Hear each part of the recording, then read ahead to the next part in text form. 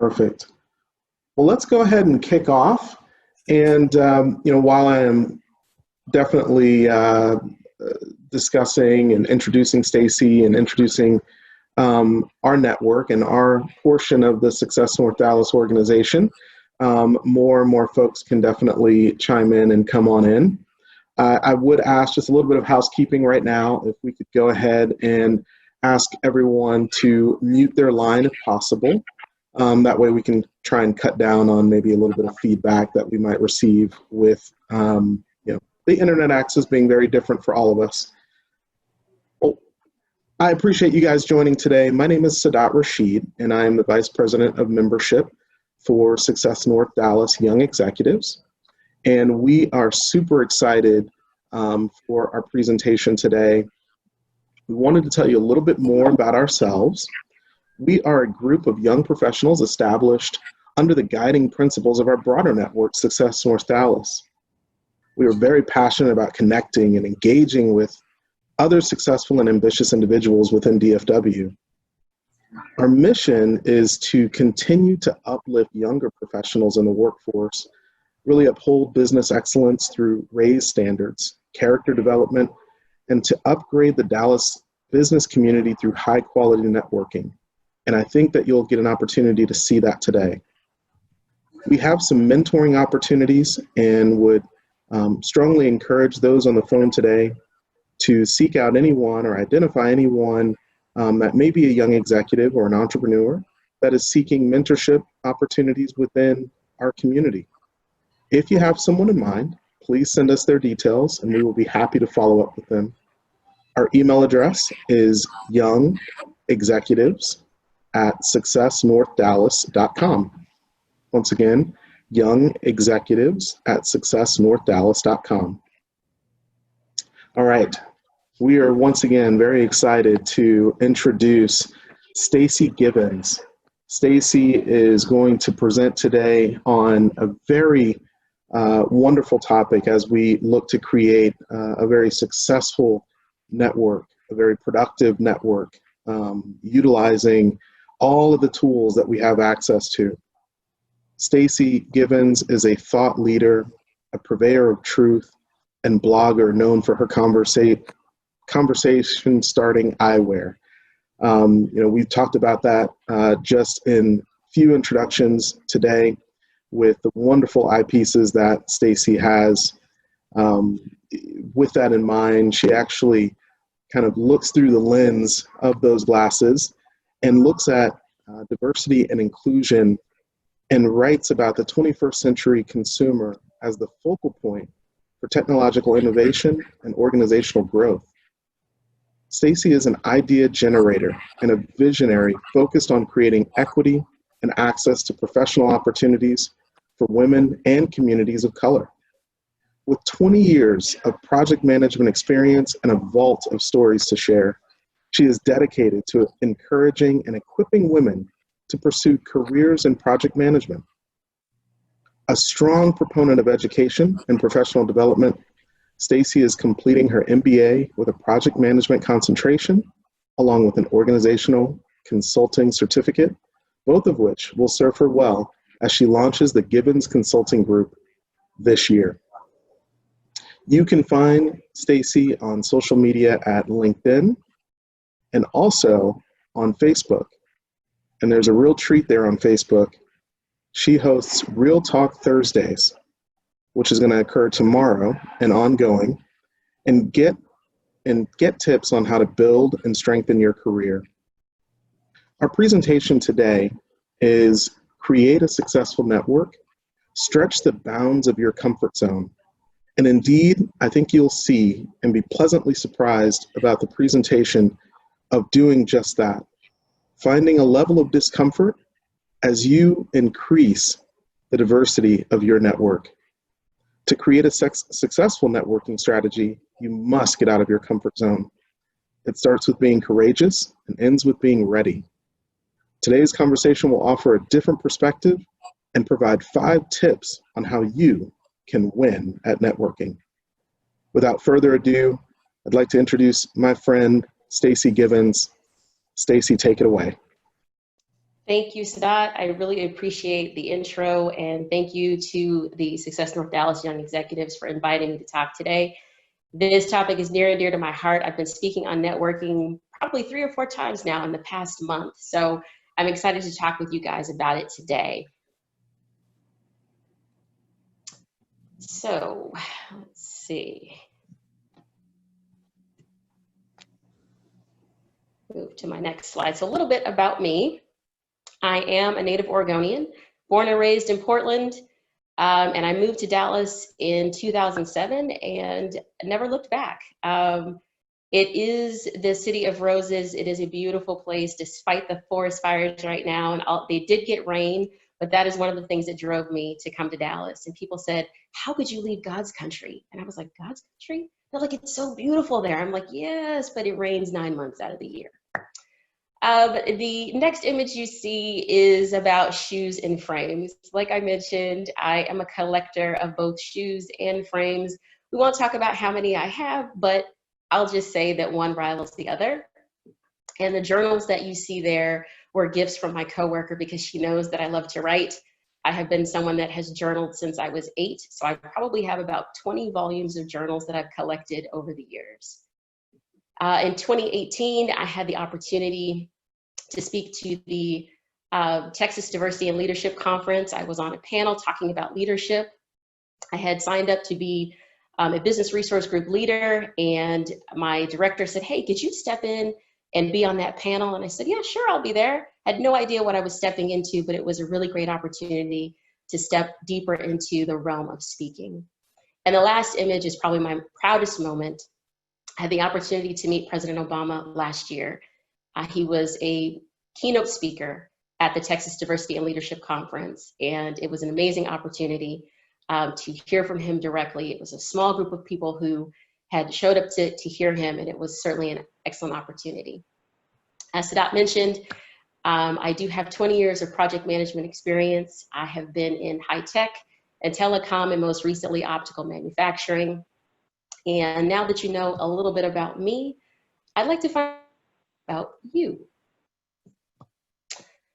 So when you look in the mirror, what do you see?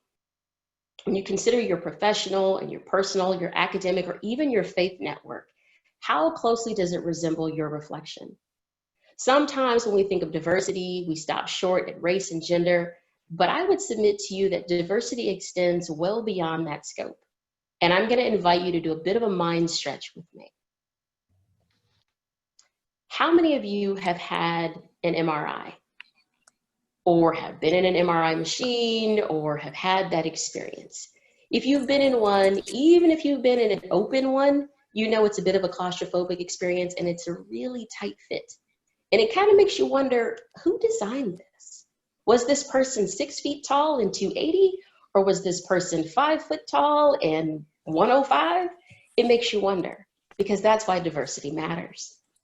How many people know a deaf person or someone who's hard of hearing? My sister's hard of hearing, and so we grew up learning how to communicate well as a family and speaking to her directly, looking at her in the face, making sure that we didn't have our hands around our mouths, because it's important for anyone who's deaf or hard of hearing to use their entire body. They use their whole face. They use the entire body to communicate. And you can imagine that if someone's face is masked, it's very, very difficult to communicate effectively with anyone who's deaf or hard of hearing. And then the last thing is, how many people have used crutches or a walking aid? I want you to think for a minute, when we were still going into offices, I know most people are probably working from home right now, but when you were going into your office, before you used a walking aid or crutches, which door did you select? Did you go through any door? And then after you used a walking aid, or maybe you saw someone else, what door were they using? I ask the question because when we think about what we do on a regular basis, and we think about how we use something or how something is designed, sometimes we don't think of those things in terms of the diversity of people that are exposed to it. So if you're using a walking aid, you're probably going to go through a particular door where the button is, where the doors will swing open, whereas before that, you could just run through any door in the building. This is why diversity matters. And when we begin to stretch our thinking, we'll stretch the bounds of our networks. So I would submit to you that crises will lead us to change our behavior. When life happens, like the present pandemic, we're in a position to pivot. I'm in an MBA program. I've been in the program for over 24 months. We graduated in December. And when we started the program, we were told there will be an international trip. And so we all knew that we were headed to China. Well, then this year hit. And our program director met with us in January and said, okay, this is what you need to do for China. We talked about getting travel visas, and we talked about, did you book your flight? We talked about where we were staying and the food. And then a few of us said, well, hold on. We're hearing about the coronavirus. Is that going to be a problem? And he said, well, you know what? It's too soon to tell. We're just going to wait and see, but we'll have a contingency plan. Let's just take a look. Let's just wait and see. Well, we all know what happened. March hit, and the pandemic disrupted everything. It disrupted my trip to China. It disrupted the economy. And here in Texas, our governor declared a state of emergency. And then in May, I was furloughed and subsequently unemployed. And this is when I had to start rethinking my own comfort zone and stretching the bounds of my comfort zone and moving into a different dimension. So in June, I attended the Women's International Showcase of Entrepreneurs Conference. They talk about pitching and what investors look for, and it's an opportunity to network. And I was in a session called, Do You Talk About the Future You? And the presenter was looking for a volunteer. And so I kid you not, I'm literally sitting there putting on my lipstick, and I was like, well, nobody's volunteering. So I raised my virtual hand and I said, I'll do it. And so she says, okay, well, great, Stacey's gonna volunteer. Now I had no idea what I was volunteering for, but I found out pretty quickly because she said, so Stacey, I want you to give me 3 words to describe you. I said, okay, so I just throw out 3 words. And she says to the audience, based on what Stacey just said to you, is she someone that you would want to get to know? She said, Stacey, you look like you're tough enough to handle this. So we're gonna do a poll. I'm like, oh my goodness, what have I signed up for? So she does the poll, and I think people were timid, but I was like, hey, I've jumped out there. I put myself out there, so you might as well just go ahead and answer the poll. And so she said, Stacey, when we are selling ourselves, we are the product. And so she took maybe 10 to 15 minutes to recast the 3 words that I gave her into this flowery story about who I was. And what it gave me was the opportunity to speak to a brand new group of people that I had never heard of. I had never been to this conference. I didn't know any of these people. I didn't know the presenter, but it was an opportunity for me to stretch myself and extend myself beyond my comfort zone. So I will tell you, crises will lead you to change your behavior, and they will lead you to stretch the bounds of your comfort zone. So my 5, I want to share with you guys today my 5 lessons learned to stretch my comfort zone. And I hope that this helps you to look into what you're doing and maybe rethink some things and reassess. So my first one is be courageous. If you've ever had a live critique on Zoom, you know that it takes some courage to step out there. When that presenter said, you know what, I'm going to ask the audience how they feel about getting to know you. And she proceeded to kind of dig deeper into the words I was sharing and to what I was saying about myself. And I found myself talking about frames and project management and all these different things. And she said, I'm going to help you crystallize your story. And I think for any of us, when we are talking about networking, we have to crystallize our story. We need to know what it is that we want to say when we show up to a new space, and we need to step away from the pack. I would challenge you to connect with somebody outside your industry, somebody who's outside your work team, and do it on a monthly basis. Just set a goal for yourself. Show up to a different Zoom call and just see what happens. It takes courage to put yourself out there, to risk public critique, to get feedback, but it is worth it. Challenge yourself to show up in a new environment and just reach past the familiar to grow your network. After that event, it really sparked an idea that I had been percolating on, and I kicked off Real Talk Thursdays on Facebook. And I had my first one in July. And I talked about project management because that's what I know inside and out. And I have done several Real Talks since then. I try to do it every single week. And I talk about things that are going to help people build their career. I can promise you that it is not an easy thing when you step out there and you're talking about something, you're just talking to a screen. You have no idea how your audience is engaging with you. You don't know if they're with you. You don't know if they're listening, but it takes courage to step away from the pack. So I encourage you to do that. The second one is be intentional. Have a plan, know why you want to connect, and always know what your give is. If you go to the same places, you're going to meet the same people. 2 years ago, I attended a business resource group conference in Frisco. And while I was there, I connected with someone who works in IT security. And he said, hey, we're having a Black History Month event on campus. Would you be interested in coming? I said, yeah, sure. So I show up at that event. And as soon as I walked in, a woman sees me, and she worked in the finance industry. And she said, would you be open to being on a panel? And I was like, I don't know this woman from a can of paint. But she's like, I'm just looking at your hair, and I want to do a panel about corporate hair and how we show up. And I was like, sure. So the next thing I know, I'm on a panel speaking about how we show up to work. And what does HR think of how we show up to work? And is it a gating factor for getting an opportunity? And the amazing thing about that was I didn't know these folks. I just showed up. I was intentional about going to the event, connected with this woman, and then found myself connected with another person at the event who worked in insurance. And she said, hey, would you be willing to be on my podcast? And that was just about a month ago. So the progression of showing up to events, being intentional, having a plan, and knowing what my give is. I lead with the give. How can what I do benefit you? How will it help you further what it is that you're doing in your area? The third one is to be open. Your next connection is on the other side of your comfort zone. Late last year, a colleague had asked me if I would be interested in backfilling her. She was transitioning off of her board seat for the local chamber, and she approached me and said, Stacey, would you be open to doing this? And I considered it, and I said, you know what, yeah, I'll get back to you. Well, she beat me to it, and she followed up, and she said, hey, are you still open? Are you willing to do this? I've got a meeting coming up, and I want to be able to tell the board that you're going to be my successor. And I accepted, but not before asking 20 questions about expectations and deliverables and scope and action items. It's the PM in me, and I don't know how to let that go. But she answered all my questions, and I can tell you that serving on the board has given me exposure, so much exposure to people that I would not have ordinarily come into contact with.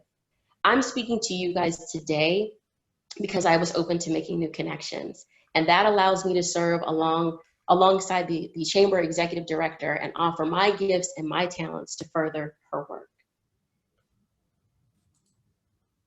The fourth one is be engaged. When you show up to a Zoom call, turn your camera on. Be engaged. Engage with the participants. Ask questions of the presenters. When someone posts a question and you have maybe a differing opinion or you share the same opinion, jump in there and engage, because that helps you to build your network. I've done that on all the Zoom calls I'm on. I'm listening for things that spark my attention and get my mind thinking differently. I follow the thought leaders in my industry. I follow them on LinkedIn, and that gives me an opportunity to have a warm handoff when I reach out to them to connect. Rather than just sending a connection request to someone that I don't know, I want to see, what are they talking about? I want to join the conversation and share my perspective in the online discussion. I attend networking calls every month, whether it's on entrepreneurship or on investing or diversity and inclusion, and of course, the optical industry. So at a recent optical industry Zoom call, I posed a question about pitching ideas. And the moderator messaged me and he said, hey, do you want to ask your question live? I was like, oh, this is an opportunity. I said, yeah, absolutely. So he said, hey, we want to turn on Stacey's mic because she has a question for the panelists. And one of the panelists was a young entrepreneur, and I asked her specifically about an expo event that happens every year. And I wanted to know, is that a place where you go to pitch your idea? What are the barriers to entry? How do you get access to the leaders in the industry if you want to bring forth a new concept? And she's like, absolutely, that's what you need to do. Show up to that event. Be ready with your pitch. Be prepared. And she just gave me great feedback. It gave me the opportunity to engage with her on social media afterward and thank her. And it also gave me the opportunity to connect with the moderator. And so I follow him on LinkedIn, I've connected with him on LinkedIn, and I show up to the various calls that he has because I'm interested in the industry. So I encourage you, follow the thought leaders in your industry or just in an area that you're interested in. And when you show up, be engaged. And the last one is be ready. Pay attention to those unexpected opportunities to say yes. I said yes when I was offered an opportunity to move to Dallas 13 years ago. I had been to Dallas once in the mid-90s. I didn't have any family here. And I said, yep, I'll go. I got the position. They packed my house up. They moved me here, sight unseen. I found an apartment. And the next thing I know, 13 years have passed. Be ready and say yes. I said yes when I said I would serve on the business resource group at my last company and that I would chair the multicultural business resource group. And that led to the opportunity of me meeting President Obama. I said yes to planning a speed networking event for the business resource group. I had never done it before, but it gave the employees an opportunity to gain access to executives that they never would have had access to. We had over 22 executives at this event and between 80 and 100 employees who had the opportunity to talk to executives in a low pressure environment and just ask questions and dialogue about what's happening in the organization. I said yes. I said yes to being a speaker at a diversity and leadership conference, and it has teed me up to speak at other events like this one. I said yes at the online conference, and I received a critique that helped me recast my response to the question, tell me about yourself. So I encourage you, say yes. Say yes when someone asks you if you want to do something that might seem like it's out of the bounds of your comfort zone. Do it anyway, because you have nothing to lose but everything to gain. We talked a little bit earlier about sign language and the deaf and hard of hearing folks. I said yes to taking an ASL class many years ago. And next month, I'll be speaking on a panel and moderating a panel for an ability business resource group. And finally, I said yes to this opportunity to speak to you guys, and I'm glad that I did. There's so many opportunities that we come across in our professional lives to expand our networks, to think about diversity differently, to engage with people who are different than us, who have different experiences than us. They work in different industries than we do. They have just different backgrounds than we do. And that makes us better. The more diverse our network is, the wider it is, the more depth and breadth we have, the more opportunities that will be available to us and the more opportunities that we can expose other people to. So my call to action for you, begin a My 5 action plan. Be courageous. Add to your network monthly. Show up to those Zoom calls, put on your best frames, and be visible. Engage with the people who are talking. Be intentional. Have a plan and know your give. Always lead with the give. If you think about it, if everybody that showed up to a networking event showed up with a give, everybody would get. And be open. Exit your comfort zone. I know that's that place where we all feel warm and fuzzy. It's like slippers, you know, or a terry cloth bathrobe, but it's okay for us to peel that off, step out there and think about what's on the other side of it. And I can tell you that it's not always roses, but the opportunity of what's on the other side of your comfort zone is greater than it would be if you never tried. Be engaged, join the conversation. When you show up to a Zoom call, jump in there and ask questions. The presenters want you to engage. They want to know what you think.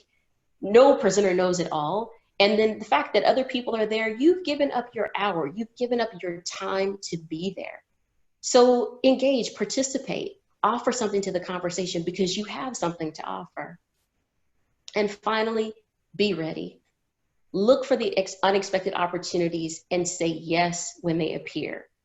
And I'm not saying say yes to everything because, you know, your time is valuable, but say yes to those things that matter. Say yes to those things that fit in your area of interest. Say yes to those opportunities that are unexpected, those things that might seem like, this is outside the bounds of what I really want to do. Do it anyway, and you'll be surprised at the opportunities that will come back to you simply because you were open. So thank you all for this opportunity. I really do appreciate it. Thank you, Sadat, for the opportunity to come and speak today. Thank you, Grace, for the introduction to Sadat. Really appreciate that. And let's connect. I am on email, I'm on LinkedIn, and I'm on Facebook. Please join my Facebook Live, Real Talk Thursdays. We have a good time. I engage with the people who show up. So if you're there and you pop in, I will call you out by name and I will say hello to you and I will engage with you. If you drop questions in or if you drop comments in, I will engage with you. So thank you again. Thank you so much, Stacy. That was a wonderful, wonderful presentation. We appreciate you very much. Thank you very much. Thank you. Definitely, food for thought, everyone, on how we can do as much as we can to build a stronger network, to diversify our network, to be courageous, and then to create a plan and a focus around it. Thank you again, Stacy. Great advice. Please make sure that you look to connect with Stacy on LinkedIn. Please make sure to follow her on Facebook Live. The Thursday, Real Talk Thursdays, is an opportunity to really have great discussion and great connectivity during a time that we have less and less connectivity due to the pandemic. So I strongly encourage everyone